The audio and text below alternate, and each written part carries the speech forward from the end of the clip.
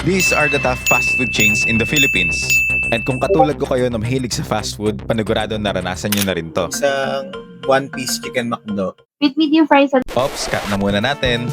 That suggestion is called upselling, na ginagawa sa kahit anong store. And in this video, pupunta tayo sa Jollibee, McDo, Burger King, Wendy's, at KFC. At titignan natin which fast food upsells the most. And here are the rules.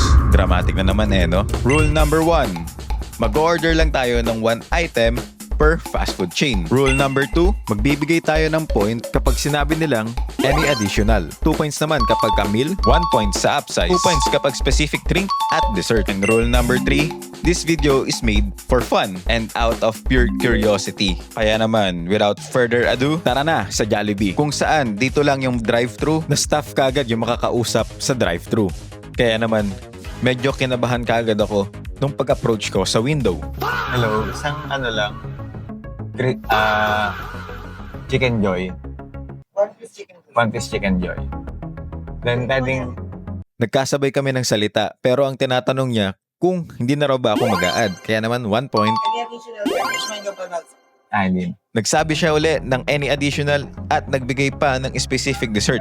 Kaya naman additional 3 points para sa Jollibee. At ang current leaderboard natin, Jollibee with 4 points. At ang next fast food chain, Wendy's. Medyo mataas yung expectation ko dito considering na nag-o-offer din sila ng wide variety of food products. Please disregard na lang yung paghahawak ko ng phone ko dito as a timer dahil ginamit natin yan sa isa pa nating video kung saan tinest naman natin which fast food has the fastest drive-thru. Huwag mong kalimutan na i-like tong video na to, mag-subscribe at i-follow yung page natin. Now back to the video. Meron kayong iced coffee? sorry? Iced coffee. Yes po, frosty coffee for frosty cheese. Yung frosty coffee lang. Okay po, ilang order po? Consider na rin natin yon. Kaya naman 1 point. An additional? Akala ko hindi na niya sasabihin yon. Kaya naman another point for Wendy's. Kaya naman sayang-saya pa rin si Jollibee at number 1. And Wendy's with a respectable 2 points for second place. Hindi masyado na-meet ng Wendy's ang expectation natin. Kaya naman, tara na sa next fast food chain, KFC. Madethrone na kaya nito ang Jollibee at our top spot o maging pareho lang sila ng score ng Wendy's? Hello. Isang one-piece na chicken. Original a la carte. Yun lang. Sinabi niya pa rin naman yung any additional, ibang version nga lang. Kaya naman, 1 point para sa KFC. Kaya naman, sadly para sa KFC, sila ang nasa third place ngayon. At solong-solo ng Jollibee yung top spot natin. Kaya naman, abangan natin kung matatalo ba sila ng mortal enemy nila na McDonald's. Pero sa ngayon, tara muna sa Burger King. Katulad ng Wendy's, medyo mataas yung expectation ka dito kasi ang dami nilang food variety. Pero, tignan na lang natin. Hello. Isang iced coffee. Ano pong iced coffee? Yung lang, iced sweet black. Okay ba? Type ko lang sweet lang. Medium lang. Okay ba? Kaya ito ba? Yun lang. First window po. And katulad nun sa KFC, binanggit niya pa rin naman yung any additional ibang version.